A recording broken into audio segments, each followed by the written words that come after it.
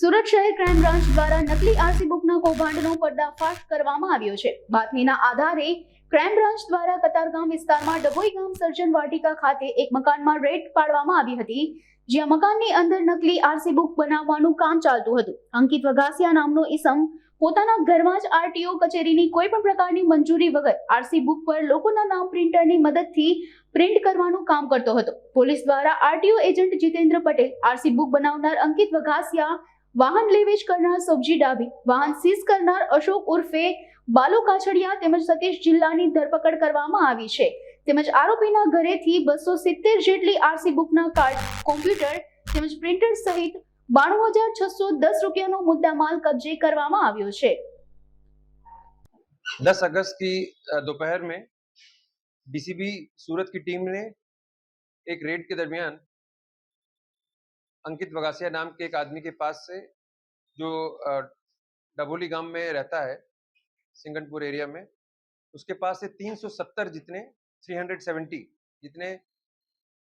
Printed RC books पाई और जब्त किया। उसकी इंक्वायरी में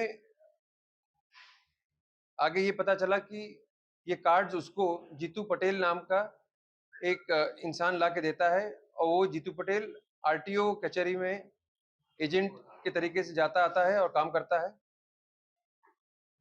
इन दोनों के ऊपर जब डीसीबी के अधिकारियों ने और इंक्वायरी की तो एक बहुत बड़ा रैकेट और कॉन्स्पिरेसी निकल कर आई, जिसके तहत 11 अगस्त की शाम को एफआईआर दर्ज हुई है डीसीबी पुलिस स्टेशन में सूरत में, और अब ये इन्वेस्टिगेशन डीसीबी सूरत के पास ही है। काफी समय से कर रहे थे। अब तक इन लोगों ने करीब 200 गाड़ियों के नकली आरसी बुक्स बनाकर ओरिजिनल की तरह से उसको नए ओनर्स को दिया है।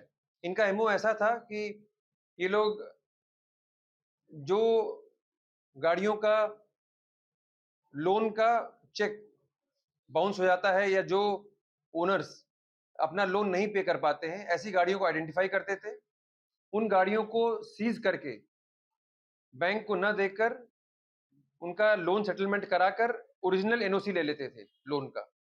उस एनओसी को ये लोग फिर यूज करते थे गाड़ी को रीसेल करने में। इसके लिए इन्होंने एक गायत्री मोटर्स के ओनर हैं सावजी भाई डाबी, उनकी हेल्प ली और ये सब लोग एक कॉन्स्पिरेसी में आकर इन्होंने इन पुराने आरसी बुक्स का यूज किया, जिनको ये अंकित वगासिया अपने कंप्यूटर प्रिंटर के मदद से और एम परिवहन के डिटेल्स के हेल्प से नए आरसी बुक्स बनाता था, और हर वाहन के एनओसी के हिसाब से ये लोग दोबारा नए ओनर्स को आरटीओ की मदद से आरटीओ के पास जाकर वहां पर पुराने ओनर और नए ओनर को आरसी बुक ट्रांसफर करवाकर ये कौभांड कर रहे थे।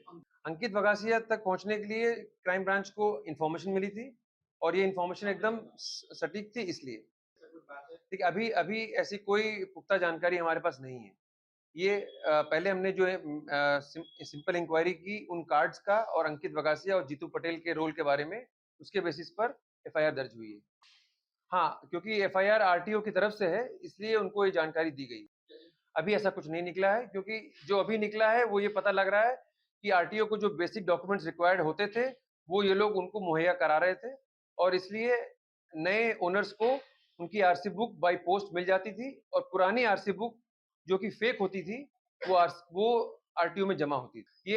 ये जो जीतू पटेल है, जो इसके पास आरटीओ के रिकॉर्ड रूम का एक्सेस था, ये वहां से पुरानी आरसी बुक्स या प्रिंटेड आरसी बुक्स लेकर आता था, और उसकी मदद से ये लोग आरसी बुक पर जो ऑलरेडी प्रिंटेड होता था उसको पेट्रोल से मिटाते थे, और फिर उसी आरसी बुक का दुरुपयोग हो रहा था। अभी तक तो जो पकड़े गए हैं वो सिर्फ गुजरात के ही लोग हैं, पर अगर आगे कुछ निकलेगा इन्वेस्टिगेशन में तो आपको बताया जाएगा। देखिए, जो 200 बन गई हैं, ये इन्होंने अपने प्राइमरी इन्वेस्टिगेशन में हम लोग को जो पता लगा है, ये उसके हिसाब से मैं बता रहा हूँ आपको।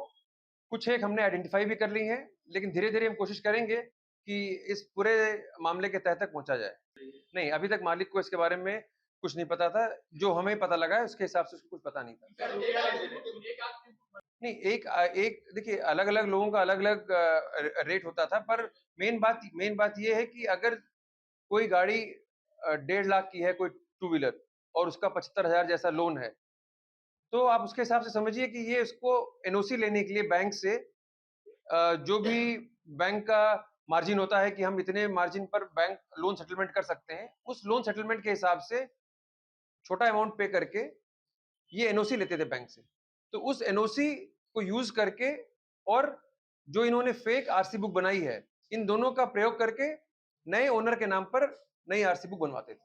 અત્યાર સુધીમાં બસો જેટલા વાહનો अंदाज नहीं अभी देखिए कल एफआईआर दर्ज हुई है, इन्वेस्टिगेशन अभी स्टार्ट हो गई है, इसमें टाइम लगेगा पता करने। वो डिपेंड करेगा हमारे केस के हिसाब से। अगर ये क्राइम का केस का मुद्दामाल होगा तो वो रिकवर करने किया जाएगा। बैंक के क्या रूल्स हैं उसको स्टडी करके ही हम बता पाएंगे कि फाइनेंस कंपनी का कोई इन्वॉल्वमेंट है कि नहीं। अभी तो ये पता लगा है कि फाइनेंस कंपनी के जो लोग गाड़ी सीज करते थे, वो गाड़ी सीज करके और ये लोग आपस में उसका लोन सेटल करके एनओसी लेना इनका प्राइमरी काम था।